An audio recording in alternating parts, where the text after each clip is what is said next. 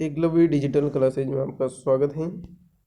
आज हम रीट में जो अपने सोशल स्टडीज है, सामाजिक विज्ञान है, ये सिंधु घाटी सभ्यता टॉपिक आपकी किसी भी कंपटीशन में आता है, तो आज हम इसका विस्तार से अध्ययन करने वाले हैं।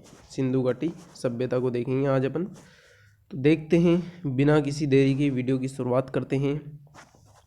सिंधु घाटी सभ्यता को सबसे पहले 1826 में चार्ल्स मेसन ने देखा। सबसे पहले किसने देखा? चार्ल्स मेसन ने देखा। इन टीलों के बीच कोई रहस्यमय वस्तु है, ऐसा कहा है चार्ल्स मेसन ने। कहा क्या कहा है सिंधु घाटी सभ्यता के बारे में? कि इन टीलों के बीच में कोई रहस्यमय वस्तु है। 1856 में जॉन बर्टन और विलियम बर्टन, यानी कि इन्होंने चार्ल्स मेसन ने सोचा ये कि इन टीलों के बीच में कोई ना कोई रहस्यमय वस्तु तो जरूर है। तो 1856 में क्या हुआ फिर? 1856 में जॉन बर्टन और विलियम बर्टन नामक इंजीनियरों ने, दोनों बर्टन थे, एक जॉन था एक विलियम था, विलियम था, ठीक है। तो इन्होंने क्या किया भाई? इन्होंने इनकी कच्ची ईंटों का प्रयोग अमृतसर से लाहौर रेलवे लाइन बनाते समय किया। यानी सिंधु घाटी सभ्यता की जो ईंटें थी ना, उनका प्रयोग इन्होंने इसमें कर लिया था भाई साहब, लाहौर रेलवे लाइन बनाने में, और इसको तहस नहस कर दिया था उस समय। 1875 में कनिंघम ने टीलों का सर्वे किया और कहा कि इन टीलों के नीचे कोई शहर जरूर है। 1904 में लॉर्ड कर्जन ने कोलकाता में पुरातात्विक विभाग की स्थापना की। तो ये प्रश्न आ सकता है कि पुरातात्विक विभाग की स्थापना किसने की?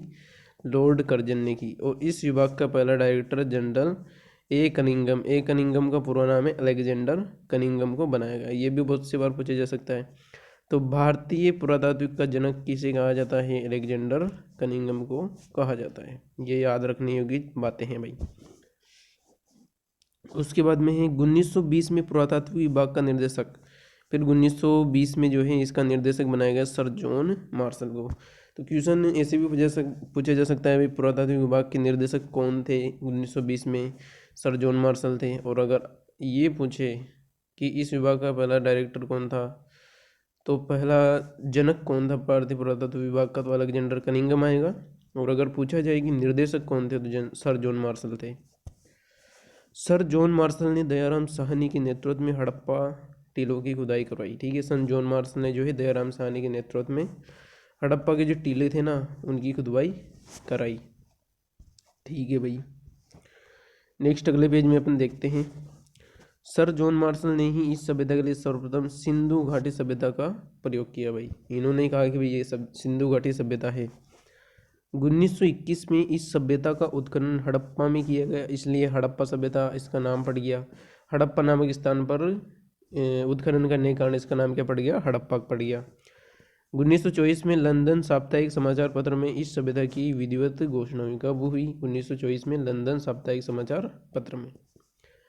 1947 के बाद सिंधु घाटी सभ्यता का उपयुक्त नाम हड़प्पा सभ्यता रखा गया, ठीक है। सिंधु घाटी सभ्यता का उपयुक्त नाम क्या रखा गया भाई? हड़प्पा सभ्यता रखा गया 1947 के बाद, ठीक है। सिंधु घाटी सभ्यता को प्रथम नगरीय सभ्यता, ताम्र युगीन सभ्यता और कांस्य युगीन सभ्यता भी कहा जाता है। तो इसके उपनाम है भाई सिंधु घाटी सभ्यता की। नगरीय सभ्यता भी इसे कहते हैं, ताम्र युगीन सभ्यता भी इसे कहते हैं, और कांस्य युगीन सभ्यता भी इसको कहा जाता है। और ऋग्वेद में जो इसको हरिपुरिया, ऋग्वेद में इसके सिंधु घाटी सभ्यता के लिए कौन सा शब्द यूज में लिया गया है? कौन सा शब्द उपयोग में लिया गया है? तो वो उपयोग में लिया गया अपने हरिपुरिया, ठीक है। सिंधु घाटी सभ्यता में सिंधु घाटी सभ्यता के लिए ऋग्वेद में हरिपुरिया शब्द, ठीक है, हरिपुरिया शब्द का उल्लेख है, ठीक है। आगे देखते हैं अपन सिंधु घाटी सभ्यता की विशेषताएं देखते हैं। सिंधु घाटी सभ्यता की विशेषताएं देखेंगे। ये एक नगरीय सभ्यता थी। कैसी सभ्यता थी भाई? नगरीय सभ्यता थी। और नगर नियोजन, संपूर्ण नगर दो भागों में बटा हुआ था, एक पश्चिमी टीला एक पूर्वी टीला। ये नगर कितने भागों में विभाजित था? दो भागों में विभाजित था, एक पश्चिमी टीला और दूसरा पूर्वी टीला, ठीक है। पश्चिमी भाग या पश्चिमी टीला क्या था? ऊंचा था। ऊंचाई पर स्थित जो भाग था उसको पश्चिमी टीला या पश्चिमी भाग कहा गया है। और ये क्या रहता था? किलेबंद दुर्ग था यहाँ पर, ठीक है। और यहाँ शासक व सम्राट वर्ग के लोग रहते थे। पश्चिमी भाग में क्या था? ऊंची जगह थी, उसको कहेंगे पश्चिमी भाग, पश्चिमी टीला। और यहाँ पर जो थे कौन रहते थे, शासक और सामंत संभ्रांत रहते थे, या संभ्रांत या सामंत कुछ भी कह सकते हैं आप। वो पूर्वी भाग या पूर्वी टीला जो था वो क्या था, नीचे स्थान पर था। और यहाँ क्या थी, रिहायशी बस्तियाँ थी।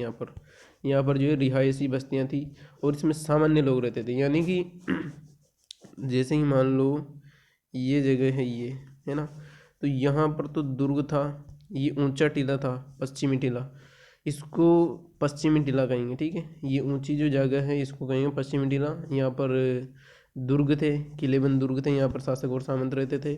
और ये जो समतल जगह रहती है ना, नीचा टीला जिसको कहेंगे निचला टीला या फिर निचला भाग, यहाँ पर क्या रहती थी भैया, रियासती बस्तियाँ रहती थी, सामान्य लोग रहते थे यहाँ पे नीचे स्थान पे, ठीक है।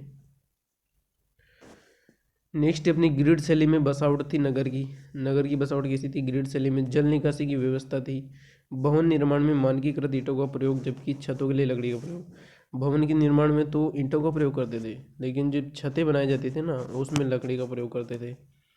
वरहद अन्नागार, सार्वजनिक स्नानागार, मिट्टी के बर्तन, एक सिद्ध में बने मकान, ये सब किसकी विशेषता है, अपने सिंधु घाटी सभ्यता में। वरहद अन्नागार आपको देखने को मिलेंगे, सार्वजनिक स्नानागार देखने को मिलेंगे, मिट्टी के बर्तन हैं, और मकान जो है एक सिद्ध में बने हुए मिलेंगे, बिल्कुल व्यवस्थित। तो ये क्या थी, अपने सिंधु घाटी सभ्यता की विशेषताएं थी। अब देखेंगे इसका विस्तार देखेंगे, ठीक है। तो देखिए, सिंधु घाटी सभ्यता की सीमा का सर्वप्रथम निर्धारण किया था SR राव ने, है ना, SR राव ने किया था इसका सीमा का सर्वप्रथम निर्धारण। और 20वीं शताब्दी का तीसरा दशक भारतीय इतिहास में विशेष महत्व रखता है। 20वीं शताब्दी का जो तीसरा दशक है वो भारतीय इतिहास में विशेष महत्व रखता है। क्यों रखता है, इस सिंधु घाटी सभ्यता के कारण ही। अब अपन इसका विस्तार देखेंगे भैया, उत्तर दक्षिण पूर्व पश्चिम से। उत्तर में जो है जम्मू कश्मीर के मांडा चिनाब से लेकर के उत्तर से दक्षिण में देखो भाई साहब 1100 किलोमीटर लंबी है ये। दक्षिण में देमाबाद महाराष्ट्र नर्मदा नदी तक फैली हुई थी। पूर्व में आलमगीर मेरठ तक फैली हुई थी, यहाँ पर अपने हिंडन नदी है। और पश्चिम में जो है अपने सुध का गेंडोर कहाँ है, अपने बलूचिस्तान पाकिस्तान में है, पाकिस्तान में चला गया है ये क्षेत्र। तो ये इधर इसका विस्तार था भैया। और ये इधर जो किलोमीटर था इसका,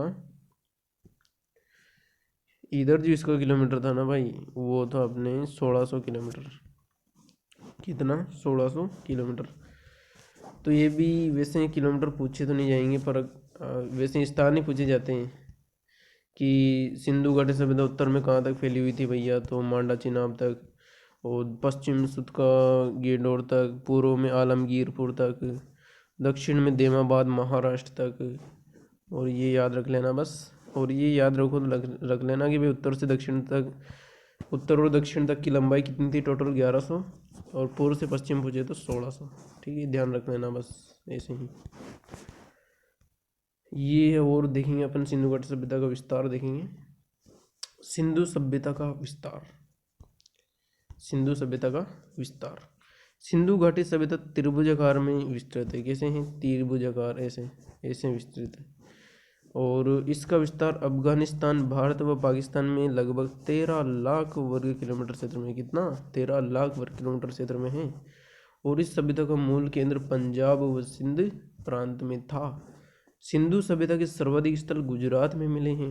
कौन से राज्य में मिले हैं, गुजरात में मिले हैं। अब देखेंगे बड़े नगर और छोटे नगर। सबसे बड़ा नगर मिला है सिंधु घाटी सभ्यता में मोहनजोदड़ो, फिर उससे छोटा हड़प्पा, फिर गनेडीबोल, फिर धोलावीरा, और फिर राखीगढ़ी सबसे छोटा स्थल मिला है। अब सिंधु सभ्यता का समय निर्धारण करेंगे। देखिए, सिंधु सभ्यता का समय निर्धारण करें तो सर जॉन मार्शल कह रहे हैं कि यह सभ्यता जो है कब से कब तक की है, 3250 ईस्वी पूर्व से 2750 ईस्वी पूर्व की। ऐसा कह रहे हैं sir John Marshall. Mortimer wheeler कह रहे हैं कि 2500 से 1500 की है।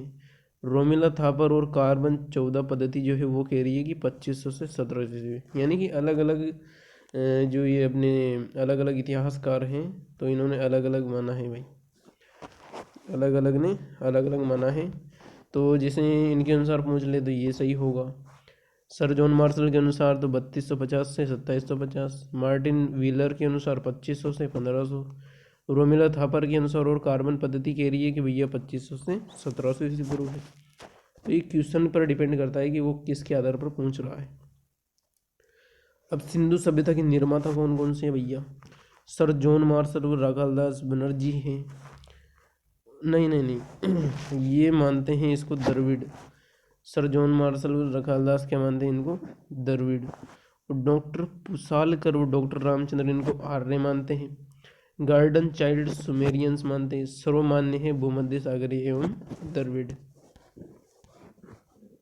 अब अपने ही प्रमुख नगर, अब सिंधु घाटी सभ्यता के नगरों के बारे में अपन पढ़ेंगे विस्तार से। पहला नगर है अपना हड़प्पा। सिंधु सभ्यता का तोरण द्वार जिसे कहा जाता है, सिंधु सभ्यता का तोरण द्वार किसे कहा जाता है? हड़प्पा को। हड़प्पा क्या है? सिंधु घाटी सभ्यता का एक नगर है। ये स्थल पाकिस्तान के पंजाब प्रांत के मोंटगोमरी, वर्तमान में साहिवाल जिले में रावी नदी के तट पर स्थित है। कहाँ पर स्थित है भाई? रावी नदी के तट पर स्थित है। और कहाँ पर है? पाकिस्तान के पंजाब प्रांत के मोंटगोमरी में, वर्तमान में साहिवाल है। उत्खनन किया था भैया इसका 1920-21 में जॉन मार्शल के नेतृत्व में राय बहादुर साहनी द्वारा। किसके द्वारा? राय बहादुर साहनी द्वारा 1920-21 में किया गया था। और 1926 में इसका उत्खनन किया था माधव स्वरूप वत्स, व 1946 में किया था मार्टिमर व्हीलर ने।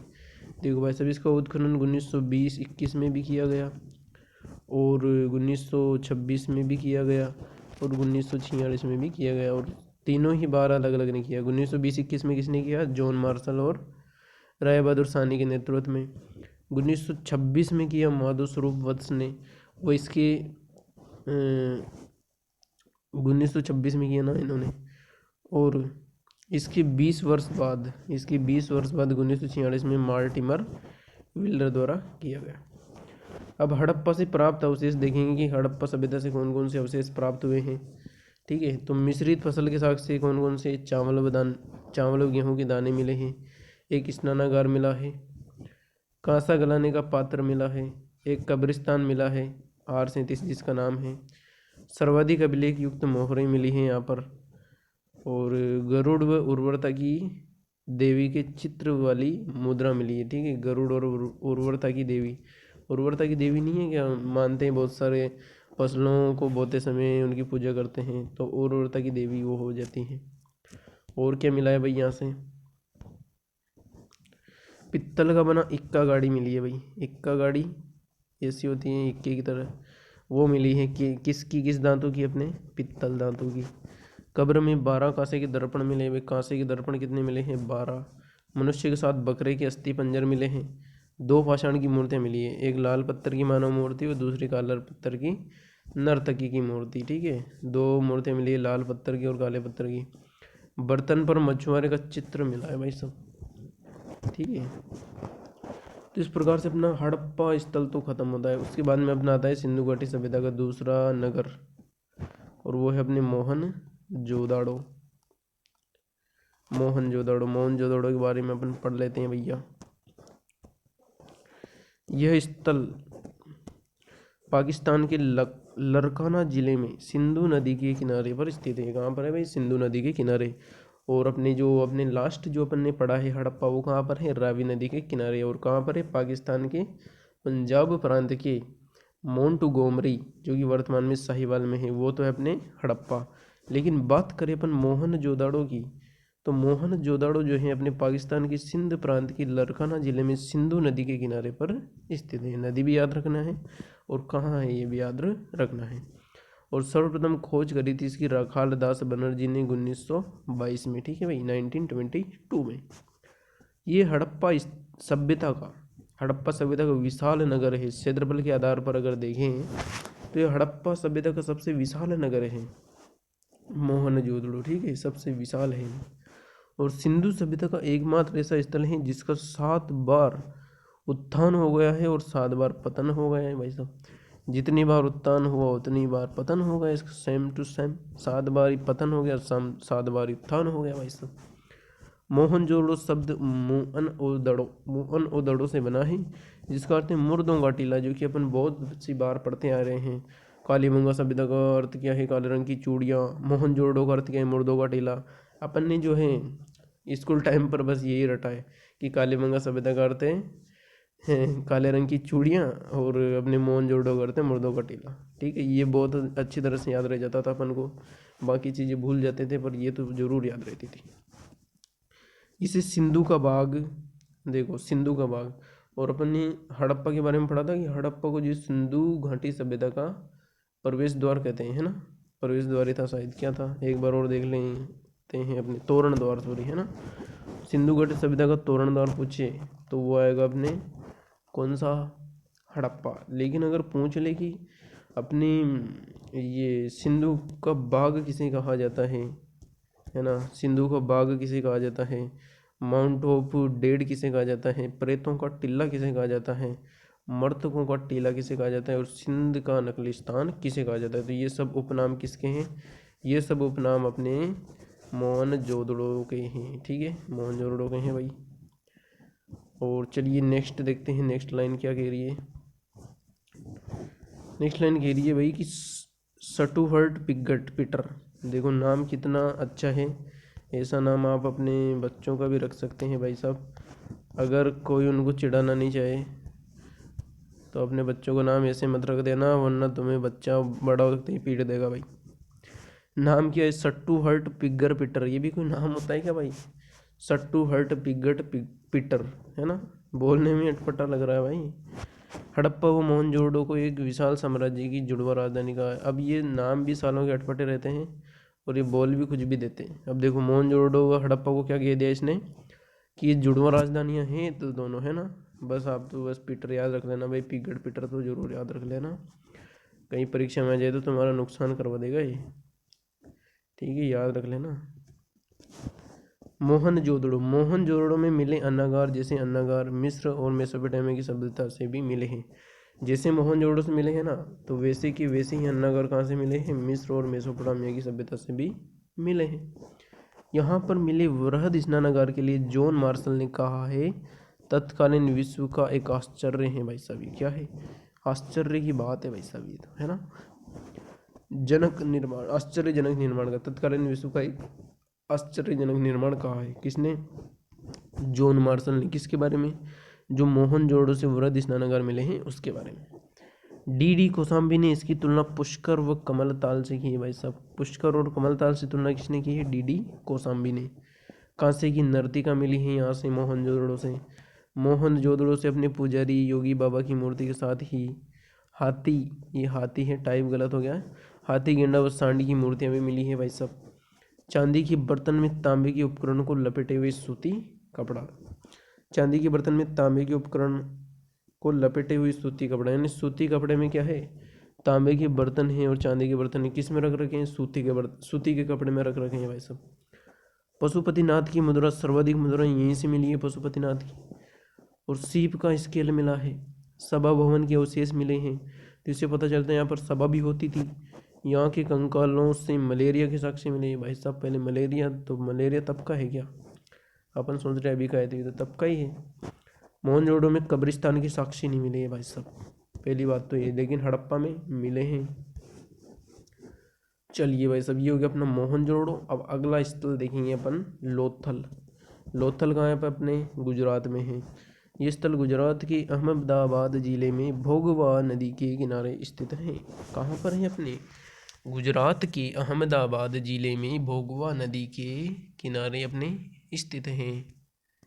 ठीक है भाई साहब, इसकी खोज करी थी, चलिए नाम भी दिखाते हैं अपन लोथल, ताकि ये आपको याद रहे कि किसके बारे में पढ़ रहे हैं भाई।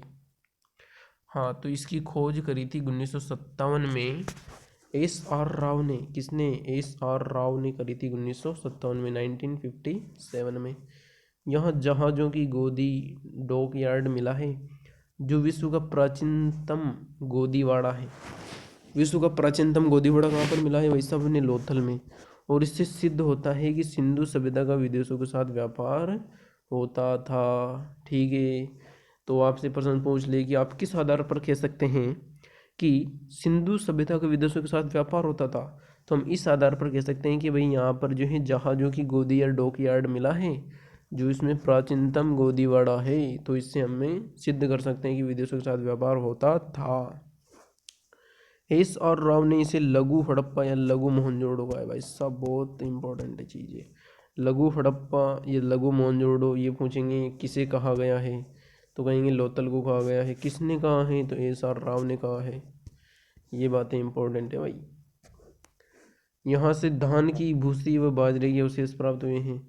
यहाँ से फारस ईरान की मुद्रा व मिट्टी की मम्मी प्राप्त हुई है। भाई साहब ईरान की मुद्रा प्राप्त हुई है यहाँ से, और मिट्टी की मम्मी जानते ही होंगे आप, मृत व्यक्ति होता है उसकी मम्मी बनाई जाती है, वो प्राप्त हुई है यहाँ से। लेकिन किसकी है भाई, मिट्टी की। ठीक है, जिंदा व्यक्ति नहीं मिला है, मिट्टी की मम्मी मिली है बस। और यहाँ से हाथी दांत का पैमाना और अग्नि वेदिकाओं के अवशेष मिले हैं। ठीक है, हाथी दांत का पैमाना मिला है और अग्नि की वेदिकाएं मिली हैं।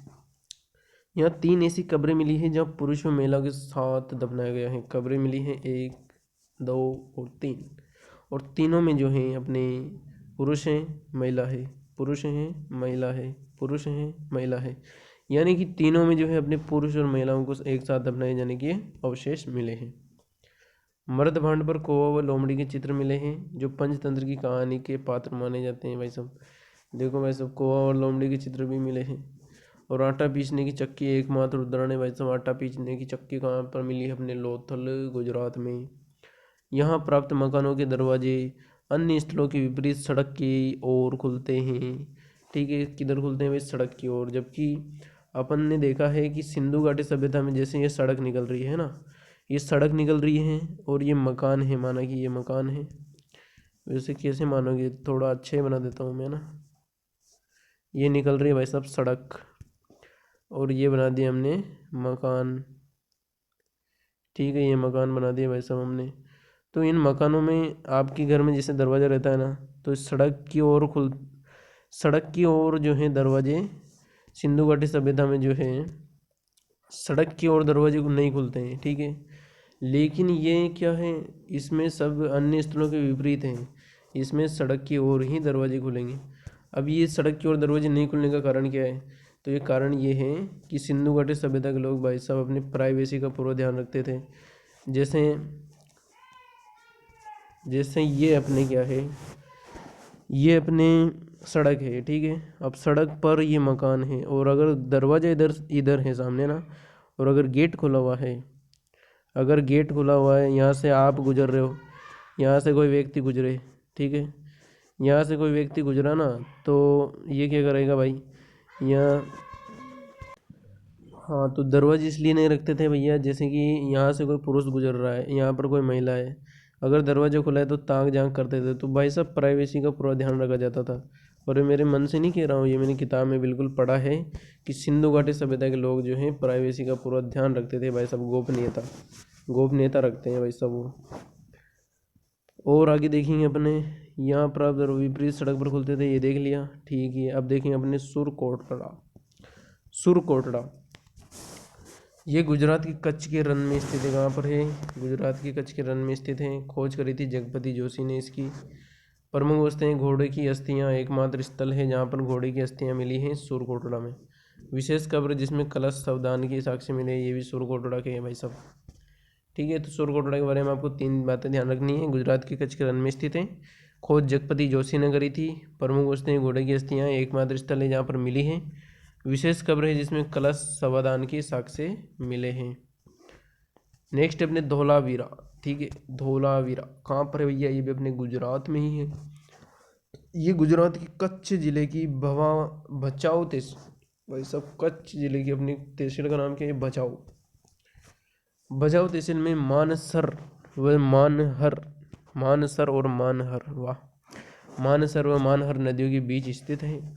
खोज 1967 से 1608 में जगपति जोशी ने भाई साहब जगपति जोशी ने अपने ऊपर किसकी, सुरकोटड़ा की खोज भी इन्होंने ही करी। धोलावीरा की खोज भी यही कर रहे हैं भाई साहब। देखो, खोज करी थी 1967 में, 1967, 68, 1967-68 में जगपति जोशी ने। व्यापक उत्खनन 1990-91 में रविंद्र सिंह बिष्ट ने किया। ठीक है, खोज तो करी अपने जगपति जोशी जी ने और उत्खनन किया है रविंद्र सिंह बिष्ट ने। धोलावीरा का शाब्दिक अर्थ है सफ़ेद कुआं। भाई साहब ये तो मैंने पहली बार पढ़ा है इस PDF में, पहली बार, कि धोलावीरा का शाब्दिक अर्थ है सफ़ेद कुआं।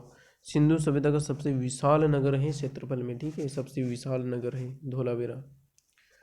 और विशाल स्टेडियम के प्रमाण मिले हैं, विशाल स्टेडियम के प्रमाण मिले हैं, तालाब के प्रमाण यहाँ से मिले हैं, श्वेत पाषाण स्तंभ मिला है, हड़प्पा सभ्यता का सबसे लंबा 10 अक्षरों वाला लेख व साइन बोर्ड इस नगर के 3 भाग में मिले हैं। भाई सब देखो भाई, साइन बोर्ड लगे हुए थे उस टाइम पर, क्या ही बात है ना। नेक्स्ट अपने बनवाली, बनवाली नहीं है भाई सभी, बनवाली गलती से टाइप हुआ है, ये है अपने बनावली, बनावली है भाई सब, है ना बनावली। बनावली सभ्यता जो है अपनी, बनावली सभ्यता नहीं है भाई, ये सभ्यता स्थल है ना। सिंधु घाटी सभ्यता का सभ्यता स्थल है, हरियाणा के हिसार जिले में सरस्वती घग्गर नदी के किनारे स्थित है। हरियाणा के हिसार में है सरस्वती, यहाँ घग्गर नदी के किनारे पर स्थित है। इसका खोज व उत्खनन किया था 1973-74 में रविंद्र सिंह बिष्ट द्वारा, ठीक है भाई, रविंद्र सिंह बिष्ट द्वारा इसका खोज और उत्खनन किया गया था। और इसको हटाते हैं भैया आपने, अरे भैया हाँ ठीक है। सर्वोत्तम किस्म के जौ के प्रमाण, जौ के जो गेहूँ जैसे होते हैं ना, जो उनके परिणाम सॉरी यार प्रमाण, मिट्टी के वर्तमान हल के प्रमाण खिलौन के रूप में। देखिए सबसे अच्छी बात तो ये है, यहाँ पर जौ के प्रमाण मिले हैं फसल के रूप में, मिट्टी के हल मिले हैं, यहाँ पर खिलौने के रूप में मिले हैं, समृद्धशाली व्यक्तियों के मकान के प्रमाण यहाँ पर मिले हैं, तांबे के बाण आदि मिले हैं, मातृ देवी की लघु मिट्टी की मूर्तियाँ, सोने की परत चढ़े मन के जानते हो ना आप, मन के होते हैं भाई पारा, पारे की तरह होते हैं और उसमें छेद होते हैं, तो उन मनकों पर क्या है, क्या चढ़ी हुई मिली है, सोने की परत चढ़ी हुई मिली है। जल निकासी प्रणाली का अभाव मिला है, ठीक है, यहाँ पर जल निकास प्रणाली का अभाव मिला है, कौन सी सभ्यता में, अपने बनावली सभ्यता में। नेक्स्ट अपने देखेंगे रोपड़ सभ्यता के बारे में अपने पढ़ेंगे। तो आधुनिक नाम इसका रूपनगर, और ये सतलज नदी के किनारे पर स्थित है। कहाँ पर स्थित है भाई, अपने सतलज नदी के किनारे पर स्थित है। आप एक बात नोटिस कर रहे होंगे कि जितनी भी सभ्यताएं वो नदियों के किनारे ही हैं भाई सब। क्यों हैं, क्योंकि नदियों के किनारे एक तो पानी की सुविधा है, मतलब सुविधाओं के अनुसार ये सभ्यताएं बसी हैं, ठीक है ना। इसकी खोज करी थी रोपड़ की, और रोपड़ पंजाब में है ना, पंजाब में है शायद, और भी कंफर्म कर लेंगे अपन बाद में, लेकिन मेरे को पंजाब का याद है, हरियाणा में भी हो सकती है भाई साहब, आप कमेंट करके बताना रोपड़ कहाँ पर है, ठीक है, ये आपका काम है। 1950 में श्री बीबी लाल और खुदाई 1950 में करी थी बीबी लाल ने खोज, तो 1950 में करी बीबी लाल ने, और खुदाई करी गई 1955 से 56 यानी 1955-56 में यज्ञदत्त शर्मा ने, नाम भी बहुत अच्छा है इनका, यज्ञदत्त शर्मा, इन्होंने क्या करी, रोपड़ की खुदाई करने लग गए भाई साहब। स्वतंत्रता प्राप्ति के बाद पहला उत्खनन अगर है तो वह है रोपड़ स्थल का। मनुष्य के शव के साथ कुत्ते के शव के प्रमाण भी मिले हैं भाई साहब, मनुष्य के शव तो मिला ही है, लेकिन डॉग का भी प्रमाण मिला है भाई साहब यहाँ पे। नेक्स्ट अपने रंगपुर गुजरात की अहमदाबाद जिले के रंगपुर गांव में भादरा नदी के किनारे, ये कौन सी नदी के किनारे, भादरा नदी के किनारे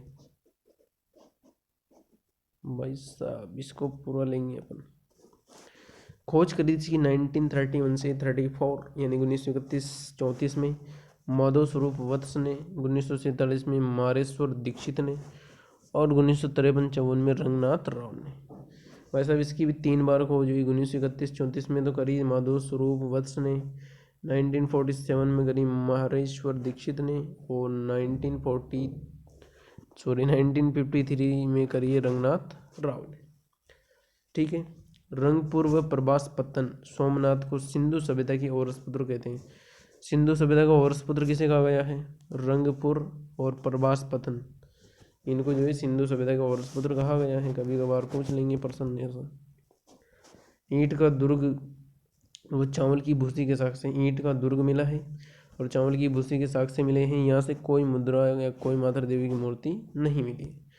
तो कभी कभार ऐसा प्रश्न पूछेंगे कि अपने सिंधु घाटी सभ्यता का ऐसा कौन सा स्थल है जहाँ पर न तो कोई माता देवी की मूर्ति मिली है, नहीं कोई मुद्रा मिली है, केवल ईंट का दुर्ग मिला है या फिर चावल की भूसी के साक्ष्य मिले, तो वो स्थल कौन सा है अपना? रंगपुर। अब अपना नेक्स्ट है सुत का गेडोर। सुत का गेडोर कहाँ पर है भैया? अपने पाकिस्तान के बलूचिस्तान में दासक नदी के किनारे। कौन सी नदी के किनारे? दासक नदी के किनारे स्थित है। इसकी खोज करी थी 1931 में ओरेल स्टाइन ने। किसने? ओरेल स्टाइन ने करी थी। और 1962 में जॉर्ज ने उत्खनन किया था भाई। अब इसका नाम जॉर्ज ही है क्या? और कुछ नहीं है क्या भाई? यहाँ से ताम्र निर्मित बाणाग्र, ब्लेड के टुकड़े और मिट्टी की चूड़ियाँ मिली। क्या एक तो तीर मिले हैं भाई, सब तीर बनाए क्या? ये बना देते हैं तीर। एक तो बाणाग्र मिले हैं भाई सब यहाँ पे, और मिली है अपनी ब्लेडें। ब्लेड का चित्र ऐसे नहीं बनेगा भाई। और मिट्टी की चूड़ियाँ मिली है, ठीक है। चूड़ियाँ किसी मिली? अपने मिट्टी की चूड़ियाँ मिली हैं। और क्या मिले? अपने बाण मिले हैं। और चलो ब्लेड भी बना ही देता हूँ मैं। ब्लेड होती है भाई सब अपने ऐसी, है ना। अरे यार इधर नहीं बनाता हूँ, यहाँ पे बना देता हूँ।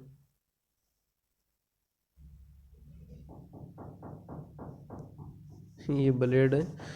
तो ये क्या क्या मिला है यहाँ पे? बाणाग्र मिले, ब्लेड के टुकड़े मिले हैं, ब्लेड की पूरी ब्लेड नहीं मिली, ठीक है, याद रखना। और चूड़ियाँ मिली हैं, ठीक है भाई। नेक्स्ट स्थल है अपना कोट दीजी। कोट दीजी नामक स्थल पाकिस्तान के सिंध प्रांत में खैरपुर जिले में है। कहाँ पर है कोट दीजी नामक स्थल? पाकिस्तान सिंध प्रांत में खैरपुर जिले में है। और इसकी खोज करी थी 1935 में, यानी 1935 में घुर्रे व उत्खनन किया था फजल अहमद खान ने, ठीक है भाई। फजल अहमद खान ने इसका उत्खनन किया था। पाषाण युगीन सभ्यता का अंत व हड़प्पा स्थल का विकास यहीं से माना जाता है।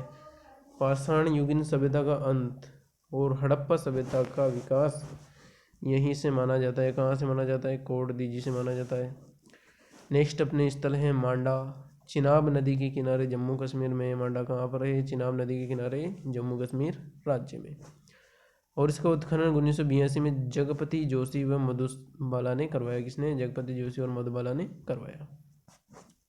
और इस सिंधु सभ्यता का सबसे उत्तरी स्थल है। सिंधु सभ्यता का सबसे उत्तरी स्थल कौन सा है? मांडा है, ठीक है। सिंधु सभ्यता का सबसे उत्तरी स्थल अगर मानेंगे तो वो है अपना मांडा। नेक्स्ट है अपनी दाइमाबाद। भाई साहब आज अपन पूरे स्थल ही देख लेंगे सिंधु घाटी सभ्यता के। दाइमाबाद ये स्थल परवरा नदी के किनारे महाराष्ट्र के अहमदनगर में स्थित है। सिंधु सभ्यता का सबसे दक्षिणी स्थल है दाइमाबाद, ठीक है। सिंधु सभ्यता का सबसे दक्षिणी स्थल कौन सा है? दाइमाबाद। अपने मैप में भी देखा ही था। और यहाँ से हमें पित्तल से बना रथ मिला है, हाथी मिला है, गेंडा व सांड की 4 वस्तुएं मिली है। आलमगीरपुर जो है आपको पता है पूर्व में स्थित है, सबसे पूर्व में स्थित है आलमगीरपुर। हिंडन नदी के किनारे उत्तर प्रदेश के मेरठ जिले के आलमगीरपुर गांव के नाम पर ही भाई है। हिंडन नदी के किनारे क्या है? उत्तर प्रदेश के मेरठ जिले में एक गांव है आलमगीरपुर। ये सिंधु सभ्यता का पूर्वी स्थल है भाई। और इसकी खोज करी थी 1958 में यज्ञदत्त शर्मा ने। किसने करी थी? यज्ञदत्त शर्मा ने करी थी। और रोटी बेलन की चौकी, रोटी बेलने की चौकी, सॉरी बेलन नहीं, रोटी बेलने की जो चौकी रहती है ना, ऐसी रहती है या फिर ऐसी रहती है, वो यहाँ से मिली है। कटोरे के बहुसंख्यक टुकड़े मिले हैं। और कुछ बर्तनों पर मोर, त्रिभुज, गिलहरी के चित्र मिले हैं। कुछ बर्तनों पर किसके मिले हैं चित्र? मोर के, त्रिभुज के और गिलहरी के, ठीक है भाई। नेक्स्ट स्थल है अपना चनुहू दड़ो। नेक्स्ट है अपना चनुहू दड़ो, ठीक है। चनुहू दड़ो ये पाकिस्तान के सिंध प्रांत में सरकंड के समीप सिंधु नदी के किनारे स्थित है, ठीक है। पाकिस्तान के सिंध प्रांत में सरकंड के समीप सिंधु नदी के किनारे स्थित है, ठीक है। कहाँ पर है? सिंधु नदी के किनारे स्थित है। इसकी खोज करी थी 1931 में NG मजूमदार। उत्खनन किया 1935 में डॉक्टर अर्नेस्ट मेकी ने। खोज तो किसने करी? NG मजूमदार ने। और इसका उत्खनन किया था भैया डॉक्टर अर्नेस्ट मेकी ने। यहाँ से मन के हाथी दांत के खिलौने, गुड़ियाँ बनाने का कारखाना यानी औद्योगिक नगरी मिली है भाई साहब। यहाँ से प्राग हड़प्पा संस्कृति एवं उत्तर हड़प्पा संस्कृति, जिसे झुकर और झांकर संस्कृति कहते हैं, के अवशेष मिले हैं भाई साहब। बड़ी ही इंपॉर्टेंट लाइन है, लग रही है मेरे को ये, कि यहाँ से जो है प्राग संस्कृति एवं उत्तर हड़प्पा, प्राग हड़प्पा संस्कृति एवं उत्तर हड़प्पा संस्कृति, जिसे जूकर और झांकर संस्कृति कहते हैं कि अवशेष मिले हैं। लिपस्टिक व श्रृंगार पेटिका के परिणाम भी मिले, मतलब यहाँ की महिलाएं लिपस्टिक लगाती थी भाई साहब, और श्रृंगार की पेटी मिली है जिसमें बोरोप्लस मिली है। सॉरी, मजाक कर रहा हूँ, बोरोप्लस नहीं मिली थी, श्रृंगार की पेटिका मिली थी। उसमें क्या मिला था ये इतिहासकार जानते हैं। ईंट पर बिल्ली का पीछा करते हुए कुत्ते के पैरों के निशान हैं, यानी कि बिल्ली के पीछे कुत्ता भाग रहा है उसको खाने के लिए, तो अभी भी भागता है वो तो वर्तमान में भी। दुर्ग के अवशेष नहीं मिले हैं, यहाँ से वर्ताकार ईंटें मिली। ईंटें किसे मिली? यहाँ पर एसी यहाँ पर ईंटें मिली है भाई सब। नेक्स्ट अपने मकान व सड़कें पक्की ईंटों के बनाए गए हैं और गलियों में पक्की ईंटों से ढकी हुई नालियाँ हैं। मकान व सड़कें कैसी बनाई गई है भाई साहब? मकान व सड़कें जो हैं पक्की ईंटों से बनाई गई हैं और गलियाँ में पक्की ईंटों से ढकी हुई नालियाँ मिली है। ठीक है, नेक्स्ट देखते हैं।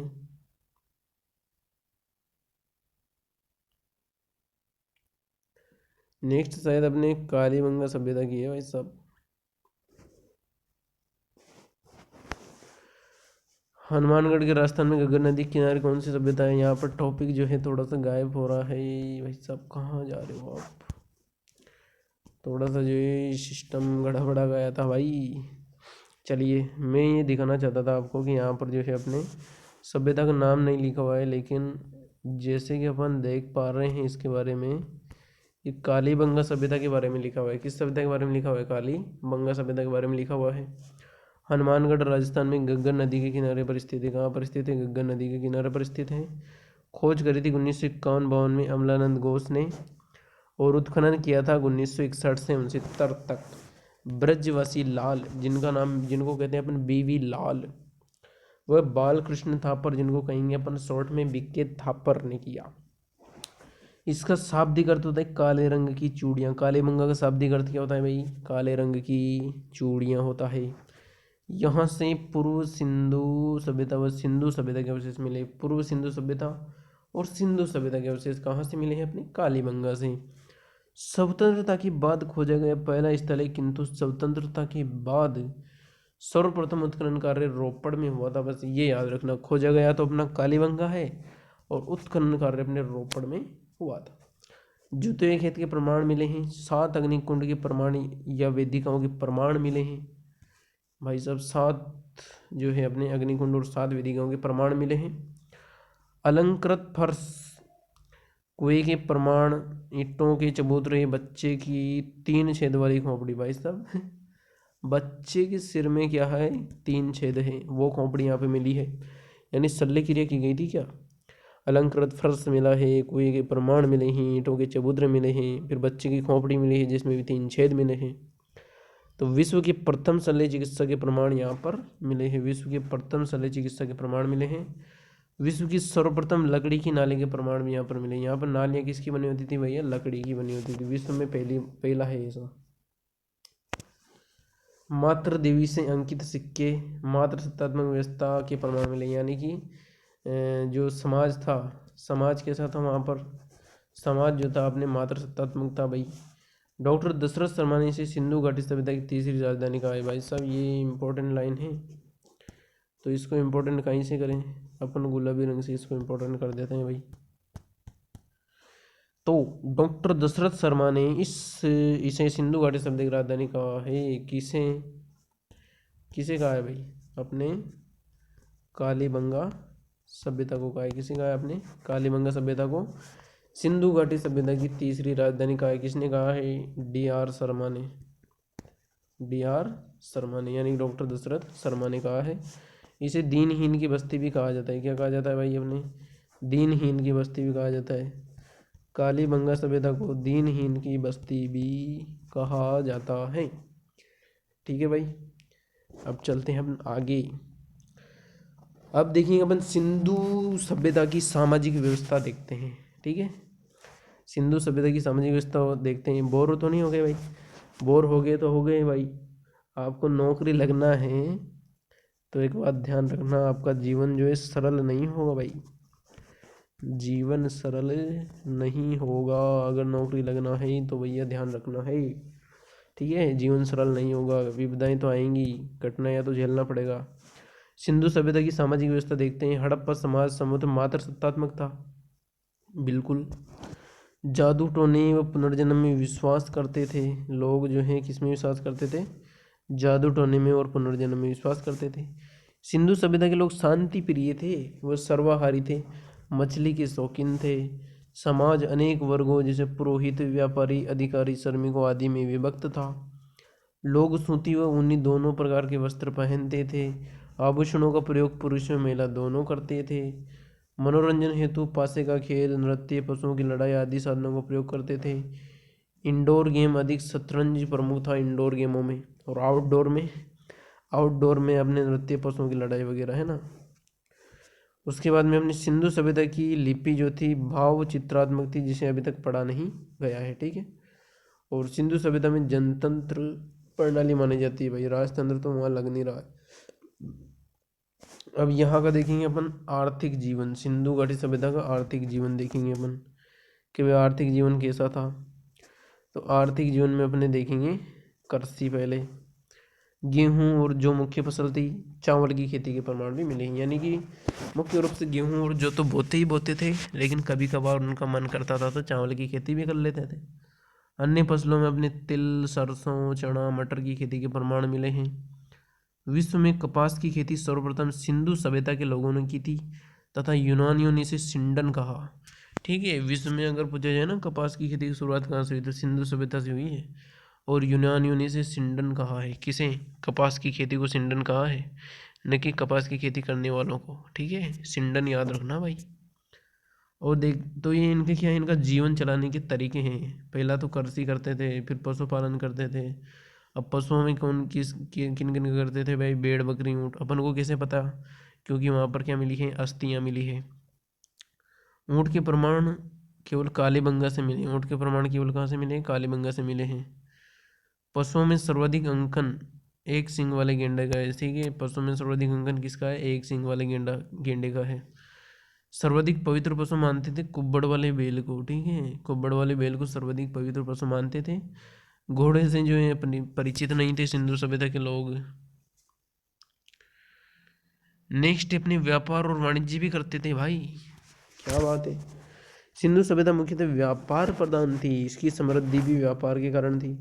व्यापार वस्तु विनिमय द्वारा होता था, जैसे कि ये गाय ले ले भाई तू, और गाय के बदले में मेरे को भैंस दे दे, या फिर एक काम कर तू गेहूँ ले ले और गेहूँ के बदले में मेरे को जौ दे दे। तो ये वस्तु के बदले वस्तु लेना वस्तु विनिमय कहलाता है भाई। और ये वस्तु विनिमय कहाँ पर था? अपने सिंधु घाटी सभ्यता में था। धातु के सिक्कों का प्रयोग बिल्कुल नहीं होता था। वस्तु विनिमय था तो फिर धातु के सिक्के क्या काम आ रहे, है ना। आयात की मुख्य चीज़ें बहुमूल्य धातु जैसे सोना, दक्षिण भारत एवं अफगानिस्तान, तांबा जो है अपने राजस्थान और बलूचिस्तान, टीन अपने अफगानिस्तान एवं बिहार से आती थी। फिरोजा, ईरान, लाजवर्त अफगानिस्तान, भूमेर, सौराष्ट्र से मंगवाए जाते थे। क्या? फिर लाजवर्त, ठीक है। निर्यात की वस्तुओं में गेहूं, जौ, मटर, तिलहन जैसी कृषि उत्पाद, कपास की वस्तुएं, मिट्टी के बर्तन, हाथी दांत की चीज़ें, कोरलेनियन व मनके निर्यात किए जाते थे। सिंधु सभ्यता तथा सुमेरिया की सभ्यता के बीच व्यापारिक संबंध, ये भी याद रखना भाई, किस किस के बीच में? सिंधु सभ्यता और सुमेरिया की सभ्यता के बीच में व्यापारिक संबंध थे। मेसोपोटामिया में कई सिंधु मोहरों की प्राप्ति व हड़प्पा वासियों द्वारा सुमेरियों की नकल पर, मेसोपोटामिया में कई सिंधु मोहरों की प्राप्ति व हड़प्पा वासियों द्वारा सुमेरियों की नकल पर श्रृंगार प्रसाधन की सामग्रियों का प्रयोग से पता चलता है कि दोनों का आपस में क्या था? आना जाना था, ठीक है। श्रृंगार की वस्तुएं दोनों जगहों से जो है एक जैसी मिली हैं। नेक्स्ट अपनी सिंधु सभ्यता की धार्मिक व्यवस्था देखेंगे अपन कि धार्मिक व्यवस्था कैसी थी भाई। पुरास्थलों से मिले अवशेषों के आधार पर लगता है कि देवियों की पूजा अधिक होती थी। किसकी पूजा अधिक होती थी? देवियों की पूजा अधिक होती थी। देवताओं में आदि शिव की पूजा होती थी, ठीक है। देवताओं में किसी की पूजा होती थी? आदि शिव की पूजा होती थी। देवियों की पूजा अधिक होती थी। देवताओं में अपने आदि शिव थे। नाग, पिप्पल, कबूतर, बतख, स्वस्तिक व जल पूजा होती थी, ठीक है भाई। 14 मूर्तियों के प्रमाण मिले हैं, 12 मोहनजोदड़ो से, 2 हड़प्पा से, यानी कि सबसे ज़्यादा तो 12 तो मोहनजोदड़ो से मिली है। मंदिरों के प्रमाण बिल्कुल नहीं मिले हैं, बस मूर्तियाँ मिली हैं। हड़प्पा से मिले एक चित्र में एक महिला के गर्भ से पौधा निकलता हुआ दिखाया गया है। जिसे पृथ्वी की देवी या उर्वरकता की देवी या प्रजनन की देवी कहा गया है। ठीक है भाई, नेक्स्ट अपन देखेंगे हड़प्पा सभ्यता का पवित्र वृक्ष पीपल, पक्षी, बतख, पशु, एक सिंगी बैल, यानी कि वृक्ष में पवित्र मानते थे पीपल को, और पक्षी में पवित्र मानते थे बतख को, और पशु में मानते थे एक सींग वाले बैल को। ठीक है, एक सींग वाले बैल को पवित्र मानते थे भैया। चलिए नेक्स्ट अपने देखेंगे, हो गया ना भैया? नहीं रुको रुको 1 मिनट। हड़प्पा सभ्यता से जो स्वास्तिक का चिन्ह व मिट्टी से निर्मित ताबीज मिले। ठीक है, स्वास्तिक का चिन्ह मिला है भाई, एक तो स्वास्तिक का चिन्ह मिला है और मिट्टी से बने हुए ताबीज मिले हैं। ठीक है, ताबीज ऐसा होता है जो गले में पहना जाता है, वो किसके बने हैं? मिट्टी के बने हैं। सिंधु सभ्यता का नगर नियोजन। इस सभ्यता की सबसे प्रभावशाली विशेषता उसकी नगर योजना व जल निकासी प्रणाली थी। नगरों का आयताकार प्रारूप, समकोण पर काटती सड़कें, इससे नगर शतरंज के बोर्ड की तरह दिखाई देता था। नगर कैसा दिखता था? शतरंज के बोर्ड की तरह दिखता था। नगर की प्रमुख सड़क को प्रथम सड़क कहा गया है। नगरों में प्रवेश पूर्वी सड़क से होता था, और जहां ये प्रथम सड़क से मिलती थी उसे ऑक्सफोर्ड सर्कस कहा जाता था। क्या कहा जाता था? ऑक्सफोर्ड सर्कस कहा जाता था। मोहनजोदड़ो में नालियों को ढकने के लिए जिप्सम का प्रयोग किया गया। जिसका प्रयोग किया गया? जिप्सम का प्रयोग किया जाता था। अब बात कर लेते हैं अपन सिंधु सभ्यता की लिपि के बारे में। सिंधु सभ्यता की लिपि को ब्रुस्टोफेदन लिपि या गोमूत्री लिपि कहते हैं। क्या कहते हैं भैया? ब्रुस्टोफेदन लिपि या गोमूत्री लिपि कहते हैं। अब भाई साहब ब्रुस्टोफेदन क्या होता है भाई? तो दोनों ओर से लिखी जाने वाली लिपि है, यानी कि इधर से भी इधर से भी, इधर से बाएं दाएं दोनों तरफ से। ठीक है, ये दाएं से बाएं और बाएं से दाएं लिखी जाती है, और इसे आज तक नहीं पढ़ाई जा सका है। तो इसको पढ़ा नहीं जा सका भाई आज तक, है ना, इसलिए इसे आद्य ऐतिहासिक काल में रखा गया है। लिपि पढ़ाई में आ जाती तो भैया बहुत सारे अपन को फैक्ट और पढ़ने पड़ते अपन को। ठीक है, तो अच्छा वो तो नहीं पढ़ा गया है ना।